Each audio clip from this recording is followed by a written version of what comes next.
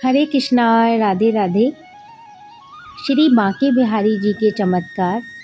आज श्रृंखला 30वीं है।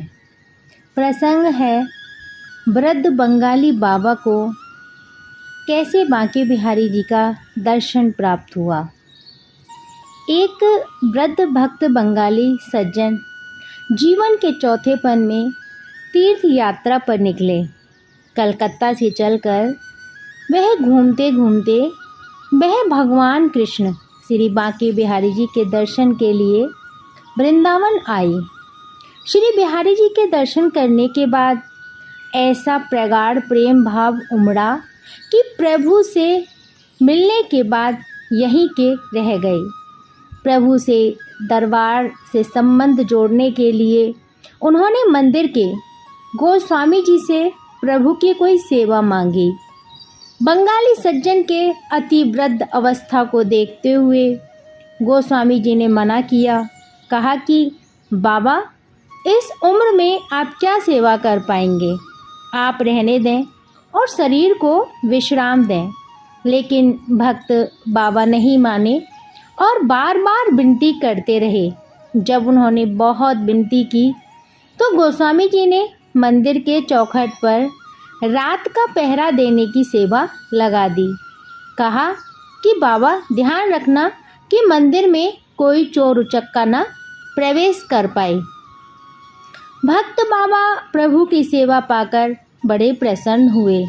बड़े प्रेम भाव से उन्होंने वह सेवा स्वीकार की। रात्रि का समय भगवान की सेवा में बाबा पहुंच जाते। सबके चले जाने के बाद एकांत मिलता था। बाबा प्रभु का स्मरण करते हुए भजन करते और आनंद से प्रभु की लीलाओं का स्मरण करते हुए श्री बिहारी जी की पहरेदारी करते। इस प्रकार उनको सेवा करते कई वर्ष बीत गए। एक दिन प्रभु की कृपा बरसने का समय आया। भगवान की लीला हुई। एक रात्रि को बाबा ने देखते क्या है कि आधी रात को मंदिर से निकलकर बिहारी जी निधिवन की ओर चल दिए। प्रभु के पीछे पीछे बाबा भी चल दिए।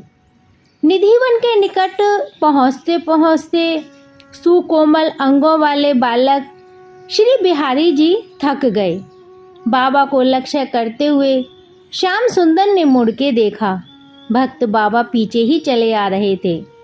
उन्होंने बाबा से कहा, बाबा, मैं बहुत थक गया हूँ, आप मुझे निधिवन तक तो पहुँचा दो।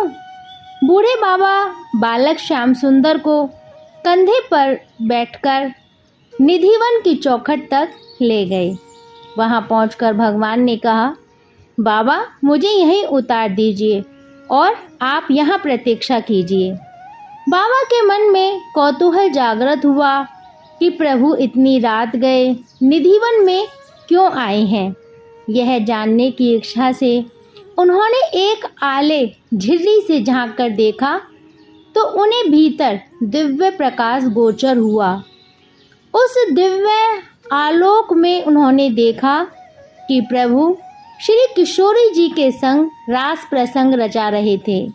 दिव्य प्रेम की छटा में बाबा ऐसे रम गए कि बेसुध होकर गिर पड़े। उनकी समाधि लग गई। सुबह होने पर भगवान ने बाबा को पुनः पुकारा, बाबा, मुझे मंदिर तक नहीं ले चलोगे? आनंद विभोर बाबा की आंखें खुली और मगन मन से पुनः मुरलीधर को अपने कंधे पर बिठाकर ले चले। ब्रह्म मुहूर्त से पूर्व उन्होंने श्री बिहारी जी को मंदिर पहुंचाया और गोस्वामी जी से सारा वृत्तांत कहा। गोस्वामी जी जब प्रातः भगवान को मंगला आरती के लिए उठाने लगे तो बाबा ने उनके पांव पकड़ लिए और कहने लगे, मेरे बाल गोविंद अभी तो सोए हैं, उन्हें थोड़ा तो विश्राम कर लेने दीजिए। कहते हैं उसी दिन से वृंदावन में श्री बांके बिहारी जी के मंदिर में साल में जन्माष्टमी को छोड़कर कभी बांके बिहारी जी की प्रातः मंगला आरती नहीं हुई और उसी दिन प्रभु ने उन भक्त बाबा को अपने धाम बुला लिया। भगवान और भक्त का संबंध दुनिया की लौकिक समझ से जानना कठिन है। वही जानता है जिसे प्रभु स्वयं जताना चाहते हैं। अब भी वह बाबा श्री बिहारी जी की सेवा में लगे रहे और बस यही गुनगुनाते रहते थे, बनवारी रे जीने का सहारा तेरा नाम रे, मुझे दुनिया वालों से क्या काम रे, बनवारी रे जीने का सहारा तेरा नाम रे, मुझे दुनिया वालों से क्या काम रे। आज की श्रृंखला यहीं विश्राम लेती है।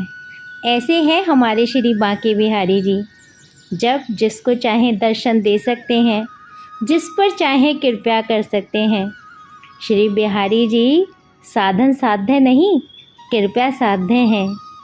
अगली श्रृंखला में श्री बांके बिहारी जी के चमत्कार लेकर फिर मैं आपके साथ होंगी। जब तक के लिए हरे कृष्णा, राधे राधे।